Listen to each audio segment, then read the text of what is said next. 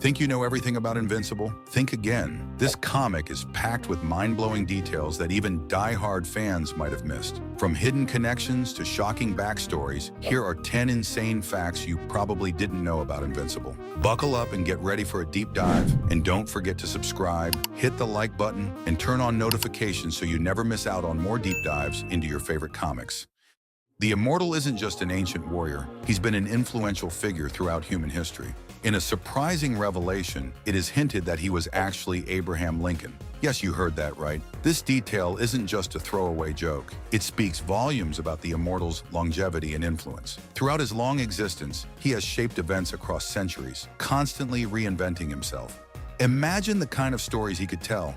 Samantha Eve Wilkins, better known as Atom Eve, is far more than just another superhero. Unlike most heroes who gain their powers by accident or through training, she was genetically engineered by the government to be a living weapon. But her story takes a shocking turn when she is stolen as a baby and raised as a normal girl, completely unaware of her origins. Her powers are often described as simple matter manipulation, but they go far beyond that. Atom Eve has the ability to restructure matter at a molecular level, essentially making her one of the strongest beings in the Invincible universe.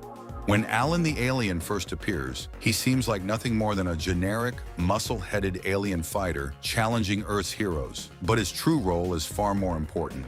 Alan is actually a champion evaluation officer assigned to test planetary defenders to determine if their world has a chance against the Viltrumite Empire. His fight with Invincible wasn't random, it was a test. Over time, Alan's journey evolves dramatically, pushing him to survive brutal battles and endure horrific experimentation at the hands of the Viltrumites. His resilience and determination eventually turn him into one of the strongest and most respected resistance leaders in the galaxy.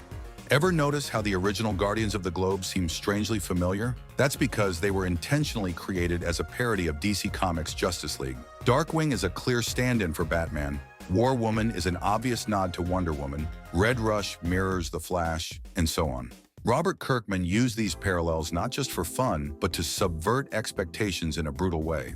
By making them resemble well-known heroes, their shocking deaths in Invincible's early issues hit even harder, completely shattering the illusion of a standard superhero team. Omni-Man's betrayal is one of the most jaw-dropping moments in the series, but careful readers could have seen it coming. There are small but deliberate clues scattered throughout the early issues. His reluctance to discuss his past, his subtle disdain for human culture, and even his interactions with his son all hint at his true mission, long before his violent outburst. Kirkman masterfully lays the groundwork for this reveal, making it all the more devastating when the truth finally comes out. The Mauler twins are some of the most entertaining villains in Invincible, not just because of their brute strength, but because of their never-ending debate over which one is the original and which one is the clone. This isn't just a running gag, it's a deep philosophical paradox. Since each clone has the same memories as the other, neither can definitively prove who was first. This endless cycle adds an unexpected layer of depth to their characters, making them more than just comic relief. Mark Grayson's superhero suit isn't just a random design choice, it reflects his personal journey. His early costumes are bright and clean, symbolizing his optimism and inexperience. As the story progresses, his costume subtly changes, incorporating darker tones and more battle-worn details. His final costume even takes inspiration from his father, visually representing his struggle with his Viltrumite heritage.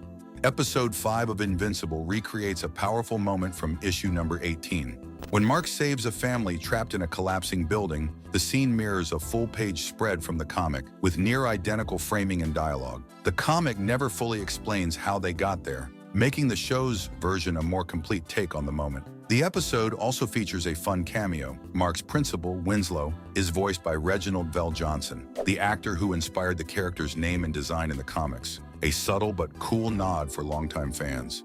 Since Invincible is part of the larger Image Comics universe, Mark has had some surprising run-ins with characters from other franchises. Eagle-eyed fans have spotted crossovers with Savage Dragon, Tech Jacket, and even a special one-time meeting with Spider-Man in a Marvel crossover event.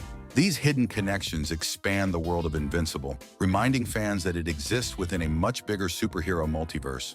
Believe it or not, Mark Grayson wasn't originally meant to be called Invincible. The name was just one of many options being considered, and at one point, Bulletproof was on the table as a possible title.